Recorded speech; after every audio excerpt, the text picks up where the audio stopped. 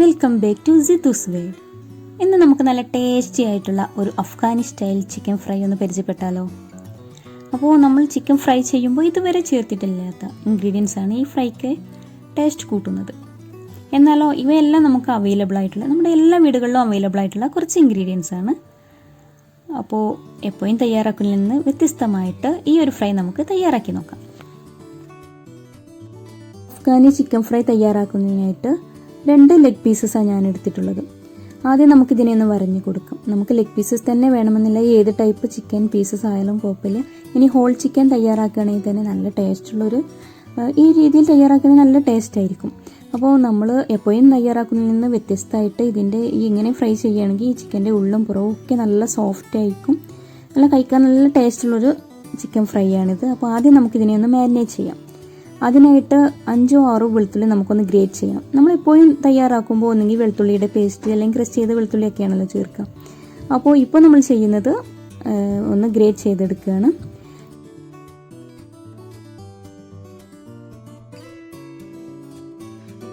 ഇതിലേക്ക് 1/2 teaspoon pepper powder, 1/2 teaspoon മല്ലി crush ചെയ്ത മല്ലിയാണ് ചേർക്കുന്നത്, 1/2 ടീസ്പൂൺ ഉണക്കമുളക് ക്രഷ് ചെയ്തത്, 1/2 ടീസ്പൂൺ പാപ്രിക്ക പൗഡർ, 1/4 ടീസ്പൂൺ മഞ്ഞൾപ്പൊടി, പിന്നെ ആവശ്യത്തിന് ഉപ്പും ചേർത്ത് 1 ടീസ്പൂൺ വിനെഗറും ചേർത്ത് നന്നായിട്ടൊന്ന് മിക്സ് ചെയ്യാം. ഇനിയിപ്പോൾ പാപ്രിക്ക പൗഡർ എന്തെന്ന് വെച്ചാൽ നമ്മുടെ റെഡ് ക്യാപ്സിക്കം വെയിലിൽ ഉണക്കിയിട്ട് നമ്മൾ റെഡ് ചില്ലിയൊക്കെ ചെയ്യില്ലേ, അതുപോലെ നമ്മളൊന്ന് പൊടിച്ചെടുക്കുന്നതാണ്. നമുക്ക് വീട്ടിൽ തന്നെ ചെയ്യാവുന്നതേ ഉള്ളൂ. 1-2 ക്യാപ്സിക്കം ഒന്ന് ഉണക്കിയെടുത്തിട്ട് നമ്മുടെ മിക്സിയിലൊന്ന് പൊടിച്ചെടുക്കാവുന്നതേ ഉള്ളൂ. അപ്പോൾ ഇതൊക്കെയാണ് നമുക്ക് ഇതിനെ ഒന്ന് വ്യത്യസ്തമാക്കുന്നത്, എല്ലാ ചിക്കൻ ഫ്രൈയിൽ നിന്നൊന്ന് വ്യത്യസ്തമാക്കുന്നത്. നമുക്ക് ക്രഷ് ചെയ്ത മല്ലി, ക്രഷ് ചെയ്ത ഉണക്കമുളക്, അതേപോലെ പാപ്രിക്ക പൗഡറൊക്കെ ഇതിൽ നിന്ന് വ്യത്യസ്തമാക്കിയെടുക്കുന്നുണ്ട്. അപ്പോൾ ഇതിനൊന്ന് മാരിനേറ്റ് ചെയ്തിട്ട് നമുക്ക് ഏകദേശം ഒരു 1/2 അവർ നമുക്കൊന്ന് മാരിനേറ്റ് ചെയ്തിട്ട് റെസ്റ്റ് ചെയ്യാനായിട്ട് മാറ്റി വെക്കാം. അപ്പോൾ 1/2 അവർ കഴിഞ്ഞിട്ടുണ്ട്. അപ്പോൾ ഇനി നമുക്ക് ഒരു പാൻ ചൂടാക്കി അതിലേക്ക് 1 ടേബിൾ സ്പൂൺ ഓയിൽ വയ്ക്കാം.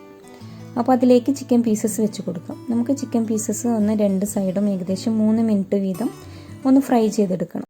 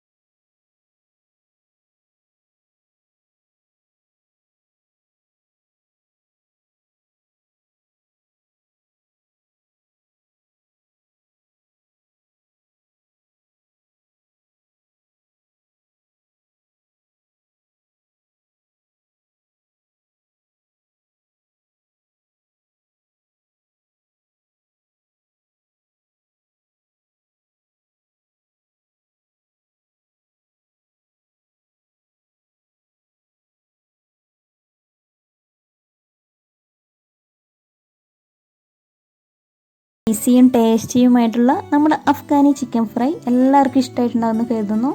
എല്ലാവരും ഒന്ന് വീട്ടിൽ ട്രൈ ചെയ്ത് നോക്കുക. എല്ലാവർക്കും ഇഷ്ടമാകുന്ന ഒരു റെസിപ്പിയാണിത്. നമ്മുടെ മക്കൾസിനൊക്കെ നല്ല ഇഷ്ടമാകുന്ന ഒരു ചിക്കൻ ഫ്രൈ ആണിത്. അപ്പോൾ ഇഷ്ടമാവുകയാണെങ്കിൽ ഒന്ന് ലൈക്ക് അടിക്കുക, കമൻറ്റ്സ് അറിയിക്കുക, നിങ്ങളുടെ ഫ്രണ്ട്സിനും റിലേറ്റീവ്സിനും എല്ലാവർക്കും ഒന്ന് ഷെയർ ചെയ്യുക. അപ്പോൾ വീണ്ടും നല്ലൊരു വീഡിയോ ആയി കാണുന്നത് വരെ ബൈ.